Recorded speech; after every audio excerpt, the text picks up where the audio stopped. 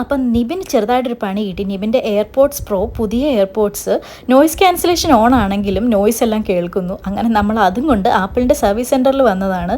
ഒരു കാര്യം എളുപ്പത്തിൽ നടക്കില്ല ആപ്പിളിൻ്റെ സർവീസ് സെൻറ്ററിൽ, ഒട്ടും യൂസർ ഫ്രണ്ട്ലി അല്ല കേട്ടോ. എന്തായാലും നമ്മൾ എയർപോഡ്സ് അവിടെ കൊടുത്തു. അതിനുശേഷം എനിക്കൊരു ബാക്ക് പാക്ക് തപ്പി ഇറങ്ങി. അപ്പോൾ ഹായ്ക്കുട്ടിന് തീരെ വയ്യ, പനിയൊക്കെയാണ്. അതുകൊണ്ട് കൂടുതൽ ഷോപ്പിംഗ് ഒന്നും നടന്നില്ല. നമ്മൾ നേരെ തിരിച്ച് വീട്ടിലേക്ക് തന്നെ വിട്ടു കേട്ടോ.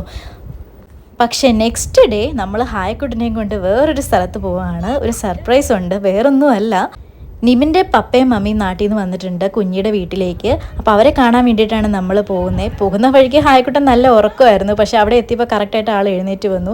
നമ്മളാണെങ്കിൽ കുറച്ച് ഏർലി ആയിപ്പോയി. അവർ ബ്രേക്ക്ഫാസ്റ്റ് ഒക്കെ കഴിക്കുന്നേ ഉള്ളായിരുന്നു. എന്തായാലും ഹായ്ക്കുട്ടന് പെട്ടെന്നൊരു എക്സൈറ്റ്മെൻറ്റ് ആയിപ്പോട്ടോ. അതാണ് ഹായുടെ ഫേസ് അങ്ങനെ ഇരിക്കുന്നത്.